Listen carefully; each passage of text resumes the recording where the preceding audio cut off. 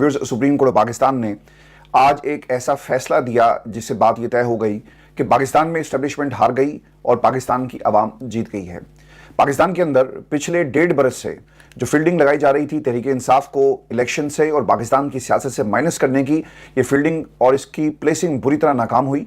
आपने election commission के जरिए जो खेल खेलने की कोशिश की गई आपकी तरफ से, आज सुप्रीम कोर्ट ऑफ पाकिस्तान के 13 जजेस ने इस पूरे खेल को उलट कर रख दिया है। पाकिस्तान के अंदर इस वक्त ये बात हो रही है कि जनाब ये 8-5 का फैसला था, पाकिस्तान तहरीक इंसाफ के जो हक में आया, लेकिन अगर आप अजाफी जो नोट लिखे गए और तमाम जजेस के फैसले को पढ़ें तो आपको पता चलेगा कि ये 13-0 से फैसला आया, क्योंकि सब ने पाकिस्तान तहरीक इंसाफ को एक जमात उसको तस्लीम भी किया और जो हक उनसे छीना गया, इलेक्शन कमीशन ऑफ पाकिस्तान पर सीरियस सवालात खड़े कर दिए गए हैं। व्यूअर्स, इस फैसले की तफसीलात जाने से पहले मैं आपके सामने एक मुतालबा तहरीक इंसाफ के लिए जरूर रखूंगा और यह मुतालबा हर पाकिस्तानी का होना चाहिए कि खुदा के लिए अब देर मत करना। आपके साथ सुप्रीम कोर्ट ऑफ पाकिस्तान खड़ी है, वो फैसला खड़ा है, पाकिस्तान की आवाम खड़ी है और अब तहरीक चलाई जाए। इस इलेक्शन कमिश्नर को उसकी कुर्सी से उठाकर बाहर फेंकने का वक्त आ गया, क्योंकि तमाम फसाद की जड़ ये चीफ इलेक्शन कमिश्नर है जिसने बल्ले के निशान की गलत तशरीह की। सहूलतकारी जैसा सुप्रीम कोर्ट ऑफ पाकिस्तान करता है, अगर वो अपने फैसले में सिर्फ ये लिख देता कि इसका मतलब ये नहीं है कि तहरीक इंसाफ जमात नहीं रही और बल्ले का निशान उनसे छीन लिया जाए तो वो एक सियासी जमात के तौर पर इलेक्शन में नहीं जा सकती। आपने नहीं लिखा, आपने सहूलतकारी की। इलेक्शन कमीशन ने अपने फैसले से पहले ही 12 लोगों की मदद से जो टेलीविजन चैनल्स पर बार बार जाते सेनेटर मुंतखब हुए, ये ऐलान कर दिया कि बैलेट पेपर पर पाकिस्तान तहरीक इंसाफ नहीं होगी। यानी इस खेल के अंदर तमाम प्रॉक्सीज, तमाम लोग शामिल थे।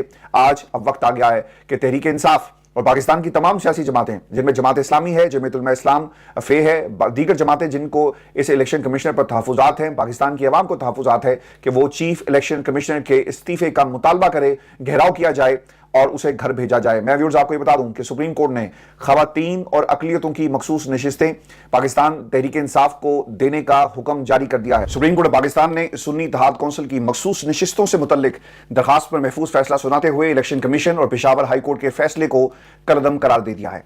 चीफ जस्टिस पाकिस्तान काजी फाइज ईसा की सरबराही में 13 रुकनी लार्जर बेंच ने सुन्नी इत्तेहाद कौंसिल की मखसूस नशिस्तों से मुतल्लिक ये केस का महफूज फैसला सुनाया। लार्जर बेंच में जस्टिस काजी फाइज ईसा के अलावा justice Muneeb, justice Mansoor Ali Shah, justice Athar Minallah, justice Shahid Waheed, justice Azhar Hasan Rizvi शामिल थे। इसके अलावा justice Yahya Afridi, justice Jamal Mandokhel, justice Mohammad Ali Mazhar और जस्टिस इरफान सादत और जस्टिस नईम अफगान और जस्टिस अमीनुद्दीन भी इस बेंच का हिस्सा थे। ये नाम मैं इसलिए पढ़ रहा हूं ताकि आपको पता लग जाए कि कौन on the right side of the history खड़ा था और किसने आज दूसरी तरफ खड़े होने का फैसला किया। फिर मखसूस नशिस्तों से मुतालिक ये फैसला सुनाने से कबल फुल कोर्ट के 2 इजलास जो है मुनक्किद किए गए और ये तासुर ये था कि काजी साहब ये देखना चाहते हैं कि सुप्रीम कोर्ट ऑफ पाकिस्तान के जजेस इस वक्त सोच क्या रहे हैं। आपको पता लग गया, 2 इजलास आपने बुला लिए और फिर आपने ये फैसला जो है वो सुनाने के लिए एक कॉज लिस्ट जारी की।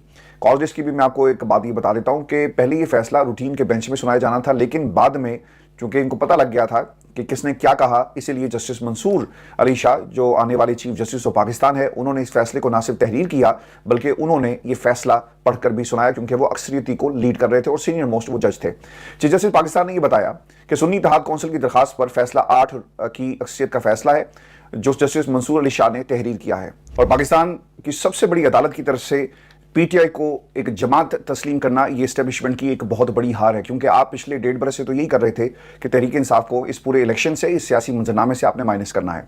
फिर जस्टिस मंसूर अली शाह ने फैसला सुनाते हुए सुन्नी इत्तेहाद कौंसिल की मखसूस नशिस्तों से मुतल्लिक इलेक्शन कमीशन और पेशावर हाई कोर्ट के फैसलों को कलअदम करार दिया और कहा कि इलेक्शन कमीशन का फैसला आइन के खिलाफ है। इंतखाबी निशान का ना मिलना किसी सियासी जमात को इंतखाबात से दूर नहीं रखता और किसी भी जमात को इंतखाबात से नहीं रोकता, यानी इंतखाबात में हिस्सा लेने से आप नहीं रोक सकते। पाकिस्तान तहरीक इंसाफ एक सियासी जमात थी और है और सुप्रीम कोर्ट ने खवातीन और अकलियतों की मखसूस नशिस्तों पर पाकिस्तान तहरीक इंसाफ को ये नशिस्तें देने का जो हुक्म जारी करते हुए ये भी करार दिया कि पीटीआई मखसूस नशिस्तों के हसूल की हकदार है। पीटीआई इस फैसले के 15 रोज में अपने मखसूस अफराद की नशिस्तों के नाम की फहरिस्त दे। फैसले में यह भी कहा गया कि पंजाब, खैबर पख्तूनख्वा और सिंध में मखसूस नशिस्तें पाकिस्तान तहरीक इंसाफ को दी जाएंगी। सुप्रीम कोर्ट ने पीटीआई को पार्लियामेंट और सूबाई असम्बलियों में बतौर पीटीआई करार दे दिया और सुन्नी इत्तेहाद कौंसिल की अपीलें मुस्तरद कर दी हैं। बाज़ लोग ये कह रहे हैं कि ये फैसला तो सुन्नी इत्तेहाद कौंसिल के खिलाफ आया और इसको जानबूझकर स्कैंडलाइज करने की कोशिश की जा रही है कि प्रॉक्सीज, सर आपने इलेक्शन, जब आपने जो नॉमिनेशंस और एफिलिएशन का डिक्लेरेशन जमा करवाना था, उस रात तक तो जो इलेक्शन कमीशन था वो बार बार नोटिफिकेशन और एलामिया जारी कर रहा था। जब नज़रियाती के साथ पाकिस्तान तहरीक इंसाफ ने जाने की बात की कैसे किसी भी फैसले को नहीं माना जाएगा, तो उस वक्त क्या हो रहा था? इलेक्शन कमीशन किसकी प्रॉक्सी था? कौम को ये जरूर बता दें। मंसूर अली शाह साहब ने अपने फैसले में लिखा है, व्यूअर्स, बहुत ही अहम नुकता है कि इंतहाई अजीब हालात में इलेक्शन करवाए गए। कभी किसी जमात के साथ इस तरह का सलूक किया गया कि बल्ले का निशान छीने, गलत तशरीह हो, 12 अफराद टेलीविजन पर बैठकर पहले से ऐलान करें बैलेट पेपर पर पाकिस्तान तहरीक इंसाफ नहीं होगी। इससे पहले हमने ये भी नहीं देखा। कौम को ये भी बता दें कि वो किसकी प्रॉक्सी थे जो ये सब कुछ करवा रहे थे। और इलेक्शन कमिश्नर, कोई कागज नहीं है, कोई चीज इनके सामने नहीं आती, लेकिन वो एलामियों पर एलामिया जारी कर रहा था। यानी ये खेल बहुत पहले तैयार किया गया। कौम के सामने प्रॉक्सीज की हकीकत खुलकर सामने आ चुकी है। और अगर कोई टेलीविजन पर बैठकर किसी जमात को इस तरह से, और सुप्रीम कोर्ट पाकिस्तान के वो मोअज़्ज़िज़ जजेस जिन्होंने इंसाफ और कानून के साथ खड़े होकर ये फैसला दिया, अगर आप लताड़ने की कोशिश करेंगे तो तारीख अब आपको लताड़ रही है। आंखें खोलें और देखें कि आपके इर्द गिर्द क्या हो रहा है। अदालत ने भी अपने फैसले में ये भी कहा है कि दीगर 41 उम्मीदवार भी 14 दिन में सर्टिफिकेट दे सकते हैं कि वो सुन्नी इत्तेहाद कौंसिल के उम्मीदवार थे। सुन्नी इत्तेहाद कौंसिल आइन के मुताबिक मखसूस नशिस्तें नहीं ले सकती। पाकिस्तान तहरीक इंसाफ बतौर सियासी जमात कानून और आइन पर पूरा उतरती है। इसके अंदर जो एक्सप्लेनेशन वाली चीज़ है व्यूअर्स, वो ये थी कि बल्ले का निशान वापस लेकर गलती की गई काजी फैज़ ईसा साहब की तरफ से। इसीलिए आपने देखा हो वो बार बार अपने फैसले पर जो एक तरह से रिमार्क्स देते हुए आपको नजर आए कि मेरे फैसले का ये मतलब नहीं था, और बार बार अपने फैसले को पूरी समात में डिफेंड करते क्यों नजर आ रहे थे? क्योंकि मसला वहीं से गलत जो है वो हुआ, और वहीं से एक गलती का आगाज होता है जिसका असर पूरे इलेक्शन कमीशन के जरिए पूरे इलेक्शन के ऊपर हमने देखा। अब पाकिस्तान तहरीक इंसाफ बहैसियत जमात मखसूस नशिस्तें हासिल करने की कानूनी और आइनी हकदार है, ये भी अदालत ने फैसले में लिखा। और अदालत फैसले के मुताबिक इलेक्शन कमीशन ने 80 उम्मीदवारों का डेटा जमा करवाया।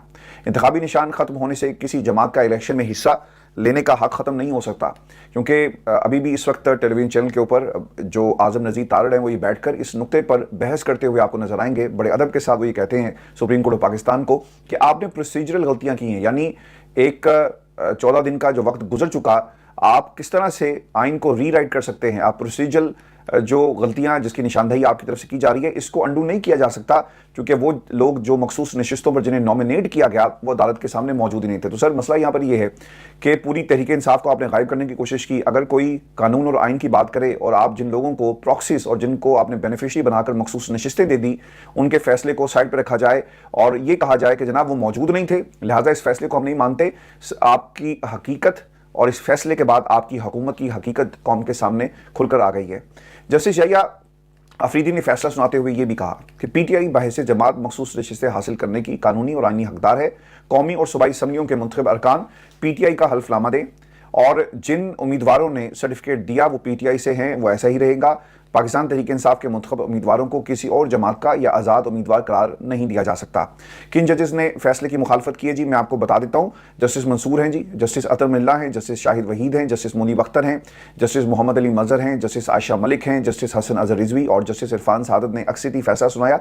अब ये बाकी लोगों के अगर आप फैसले, जिसमें काजी साहब हैं, उन्होंने भी इलेक्शन कमीशन ऑफ पाकिस्तान के जो कंडक्ट के ऊपर सीरियस सवालात उठाए हैं, इसके साथ साथ जमाल मंदोखेल ने भी सीरियस सवालात उठाए, नईम अफगान, अमीनुद्दीन खान ने भी दरखास्तों की एक तो मुखालफत तो की है, बाज़ाहिर तो ऐसा लगा, लेकिन अगर डिटेल से इस फैसले को पढ़ा जाए तो आपको ये पता चलेगा कि ये 13-0 का फैसला है, ये 8-5 का फैसला नहीं है।